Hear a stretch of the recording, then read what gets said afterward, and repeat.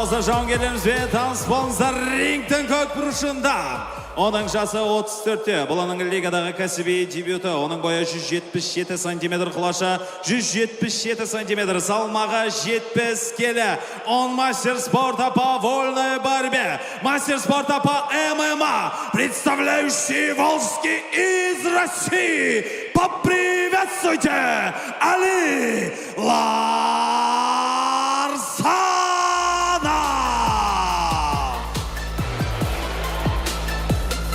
Және оның қарсыласы рингтің қызыл бұрышында. Оның жасы 35-те. Лигадағы кәсіби рекорды 6 жеңіс.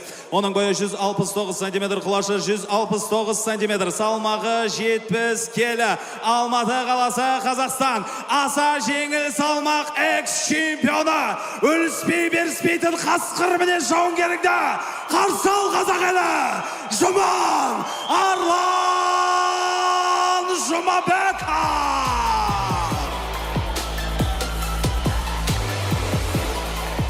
Рефери Тилек Бапанов. Бойцы на середину. Красный.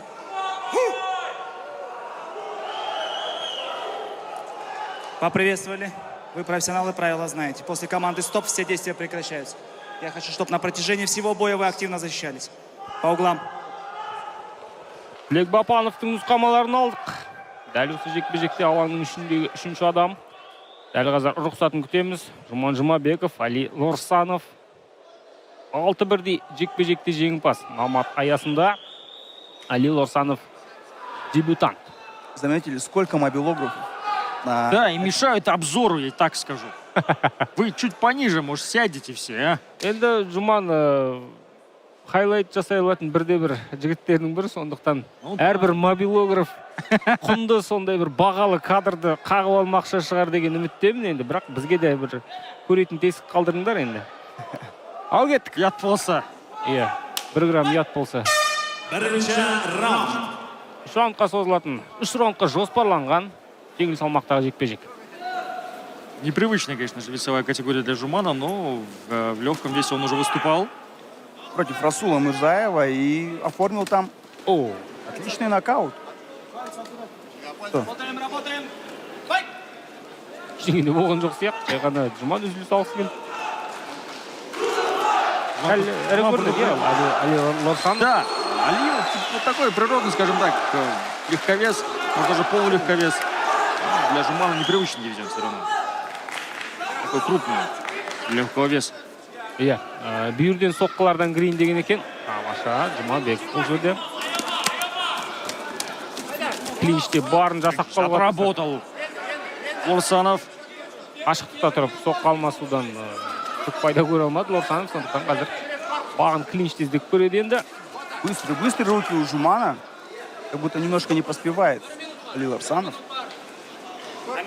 Здесь заслуга Жумана, давление постоянно оказывает, прессинг. Иә, және ара қашықтықты дұрыс сезе алмай жүрген сияқты әлде Лорсанов. Маған керек кезде жақындап кетеді. Тамаша, міне Лорсановтың мүмкіншілігі енді осы жерде біраз шаруа тындыруға тырысады. Күреске бүйрек ұрып тұрған жігіт екенін түсінеміз. Хорошая комбинация. Снизу здесь апперкотом встретил и... Тағы да қыстыра бастады, және клинч біраз шабуылды тұншықтып тастады бұл раунд барысында. Тамаша, Лорсановта қапы қалған жоқ. Два точных попадания от Жумана. Міне, Лорсановтың өзі де жоқ жерден бір соққы салып үлгерді. Вроде попал сейчас Али Лорсанов. Раунд аяқталды. Завершается первый раунд. И я думаю, что все-таки концовка раунда за Жуманом будет. Да и в целом хорошо попадал Жуман Жұмабеков. Он все так же еще не может пристреляться, может найти свою дистанцию до сих пор. А Жуман так сразу быстро вкатился в поединок. Ну как-никак 6 боев провел в рамках Лиги Номад. Для него это привычная стихия. Иә, тіпті қолға болмаған кезде төбелескен, иә. Жұман Жұмабеков дәл осы лига аясында. Не побоюсь этого слова, ветеран этого спорта, наверное, уже. Барлығы дайын. Екінші раундты тамашалауға дайынбыз. Алғашқы раундтың ең қызықты сәттері. Лорсановтың әрине қолмен соққы жасау кезінде шеберлік жетпейді, сондықтан бұл жерде айламен алу керек. Кейде клинчтесіп көру керек. Бұны өзі де түсініп отыр. Ман әрине дәл осындай мәнерді жалғастыра береді. Ал кет. Екінші раунд. Екінші раунд. Тамаша, оң қолмен соққы жасаудың сәтін көрді. Лорсанов соққының санын Шел на көбейтті қарады. контратаках. Джеб, точно в цель. Жумана. Попадает сейчас. Кейде бұл жерде. Долетел удар. Вот паузы я не могу объяснить. Логике не поддаются моей паузы. Эти паузы. Можно где-то вот... Кері бұрлатты қызық екен. Лорсановтың міне осындай Ищет возможности сейчас Жуман приложиться одним точным ударом. Али приходится отстреливаться, разрывать дистанцию. Тамаша. Низко голову опускает Лорсанов Али.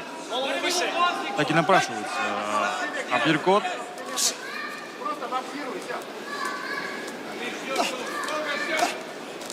Жұманға да нұсқама беріп жатыр. Жай ғана бокстас, жұдырықтас, нокаут деудің қажеті жоқ. Міне, сәлесен керетті жүйесі аяғы бүгіл көтті бұл жерде. Раз за разом Жуман справа доносит удар. Тағы да жақынға шықтық. Ну, я думаю, что второй раунд точно уже за Жуман без вопросов. Лорсанов. Контроль всего ринга, постоянный прессинг, больше ударов нанес, сакцентированных еще больше, чем Али Лорсанов, к сожалению. Снизу. Апперкот долетел. Дәл соққының астына өзі басына ұшып барды жатыр. Лорсанов. Еще раз справа. За спину ушел. Бұл жерде нокдаун болған сияқты. Жоқ, арғады жалғастыруға болады. Мне тоже показалось, что немножко был дезориентирован Али Лорсанов только что. Сол себепті де Начал спасаться в клинче. қолдануға мәжбүр болды. Начал искать возможности передышать, отдохнуть в клинче Лорсанов. А второй раунд Жуман явно забирает, считаю. Қазір екінші раундтың ең қызықты сәттерін көз жүгіртіп қарап шығатын боламыз. Вот он, справа. Которую доносит постоянно Жуман Жумабеков. Енді тәуекел ету керек қазір. Али Лорсанов не бел кетеді, не бел кетеді деп қарсыласына бас салып, қарқынды көтеріп, ашық ұрысқа кіріп, мерзімнен бұрын жеңіске жетудің амалымыз емес. Енді файт деп Жуманды қуып жете алмайды. Қазір бір раундты ұтқанның өзінде де раундты ұту, ұпай жинау қазір маңызды емес, қажеті жоқ дүние Али Лорсанов үшін. Бұны өзі де түсініп жатыр деп ойлаймын. Бапкер де түсініп жатқан болу керек. Я вот не понимаю, к сожалению, плана на бой, стратегии какой-то тактики, потому что более крупный парень работает вторым номером, от чего дает, сам отдает дистанцию Жуману, который меньше намного, чем Али. Али не пользуется своими габаритами, ни физическими данными, ни вот этим преимуществом. Не понимаю, что произошло, и вообще был ли такой план давить, прессинговать. Енді бір сұранып тұрған жоспар сияқты негізінен. Бір көзге қарағанда, бірақ Лорсанов оны тоқты жасай алмай жүр. Және клинч көп күтіп едім негізінен Лорсановтан, бірақ Али клинчтесуден де аулақ болып жүреді, байқасаңыздар. Как мне кажется, Али не поспевает за скоростью Жумана, и поэтому не может... Так он и сам виноват, он отдает дистанцию, поэтому не поспевает. Если бы он, наоборот, сам прессинговал бы и давил бы на Жумана, не давая ему как раз-таки разогнаться, он сам ему отдает эту дистанцию, и Жуман залетает и выходит и заходит. Қазір... Как грубо это не звучало. Жерге тағы да суды аямай шелестеп төккен екен, үзіліс сол себепті ұзаққа созылып кетті. Жалғастыруға болады, соңғы раунд. Возможно, такая... Бар және апперкот салып үлгерді. Тоқыстау қабілеті өте жоғары. Лорсановты... Еще раз, Нокдаун в третьем раунде. Отчитывает Лег Бапанов. Будет ли продолжать дальше Али Лорсанов? 6-ге дейін қазір күтеді. Тұрады 8-де. Ага. Ал көрейік, Жуман ары қарай жалғастырады ма дәл осындай мәнерде? Все-таки правая рука Жумана достигает своей цели и отправляет нокдаун на Али Лурсанова. Ұрыстыра бастады тағы да. Лурсанов қандай жауап қайтарады? Тамаша. Ал кетті. Отлично. Еще раз. Ол бірнеше апперкот қазір. Ашық ұрыс Лурсанов үшін қажет дүние негізі. Да, шанс для Лурсанова. Но не пользуется, не пользуется. Своим преимуществом в клинче сейчас Али Лурсанов. 1 минуттай уақыт қалды. Снова клинч. Ну, Жуману, возможно, даже не стоит рисковать уже. Просто довести бой до судейского решения и выиграет он точно. Поединок, если ничего. О, снова справа. Апперкот. Если ничего опасного не произойдет. Слева. Сол дер кезде салынды. Ал клинчте жұмыс болады ма ары қарай? Міне осыны күтеміз, бірақ Лурсанов жеңеді клинчте шабуылдайтын адам. 3 секунды до конца поединка. Все, вот сейчас от Али. Призывает работать Жуман Жумабеков.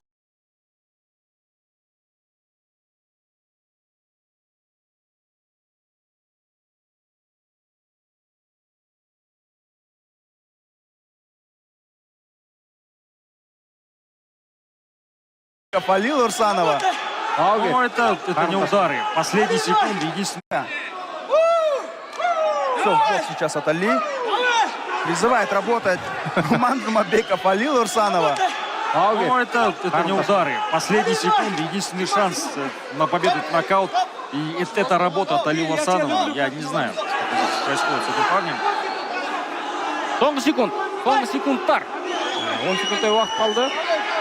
Жұдырықтасу керек. Аренада қазір гүлдеп жігіттерді ашық ұрысқа шақырып отыр. Ну, окей. Екілік аяқталды. Получилось, как получилось. Не захотел работать в концовке Али Лурсанов, хотя Жуман Жумабеков сам призывал его действиям. Ну, поединок на уважение здесь прошел. Не то, что и в предыдущее выступление Жумана Жумабекова. Конечно, наши ожидания, наши проблемы, как говорится. В прошлом поединке как раз-таки тоже было много уважения от Жумана Жумабекова, но тем не менее он нокаутировал Расула Мурзаева, а здесь не хотел работать Али Лурсанов как будто. Не хотел или не мог? Два вопроса. Или не мог. Но тем не менее, уверенная победа от Жумана Жумабекова. Хороший перформанс. Ждем официальное решение.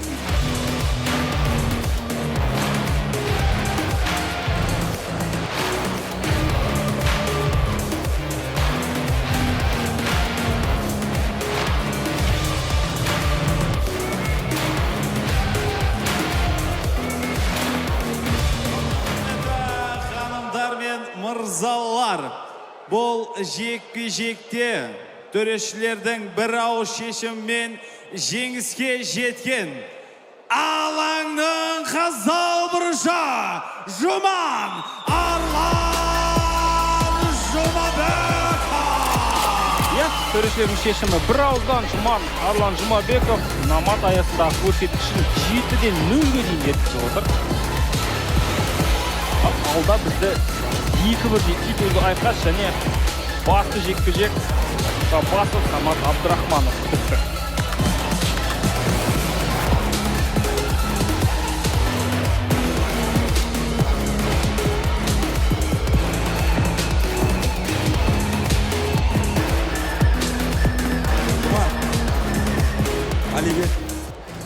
Біз қазақ елі қонақты дастарханымыздан басымызға асырмағанбыз ғой, бірақ бүгінгі сөз кезегін Алиге берейікші. Али, как Жуман хочет передать слово тебе в первую очередь. Не, просто как он здесь местный, пусть он сначала говорит, а я потом скажу. Да ладно. Я думаю, уже не будем туда-сюда передавать слова, поэтому в первую очередь спасибо в любом случае за поединок. Поединок, да, он не оказался таким прям зрелищным, много было клинчей.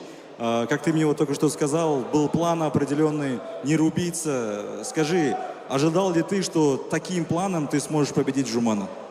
Не, конечно, я ожидал, и у нас планы были на это все.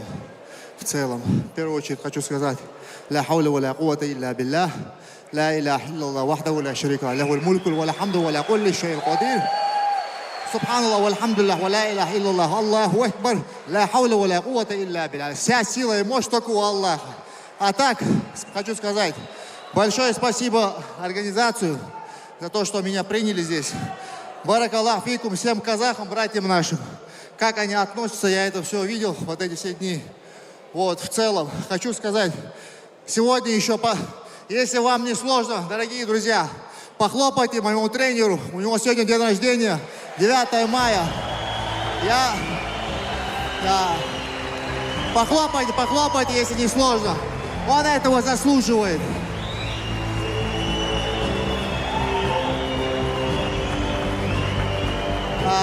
Хочу также сказать своим тренерам: Анджей, Чикмат 34, Даналбек, моим спонсорам, которые мне помогают: Виктор, Олег, Андрей. Еще болеет один мальчик, вчера со мной на связь вышел, мой чемпион. Он очень в тяжелом состоянии, и кому не сложно, сделайте за него дуа. Имя зовут его Виктор, маленький тигр наш. Вот. А так, большое всем спасибо. Баракаллах фикум. В целом, я не знаю, много эмоций. В целом, мы хорошо порубились, придерживались плана. А так, спасибо команде, Джумана тоже. Спасибо. И вам спасибо, Мухаммад, за то, что вы так все сделали. Баракаллах. Так что, до новых встреч, так скажем. Если да, будет, мы приедем. Спасибо, Али. Жуман, жеңіс күні, жеңіс құтты болсын. 7-0, енді ары қарай не? Ары қарай, за МТС. И хочу сказать большое спасибо моей семье, которая терпит меня. Койский ее зовут. Баракаллах ей за мои, то есть, терпение, как она меня терпит, мои весогонки, мои психи, вот эти моменты. Так же просто реально, баракаллах, просто спасибо. Без нее я здесь не стоял бы. Так что баракаллах.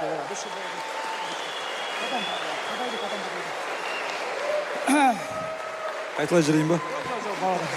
Онда пробитіп алған жоқпын.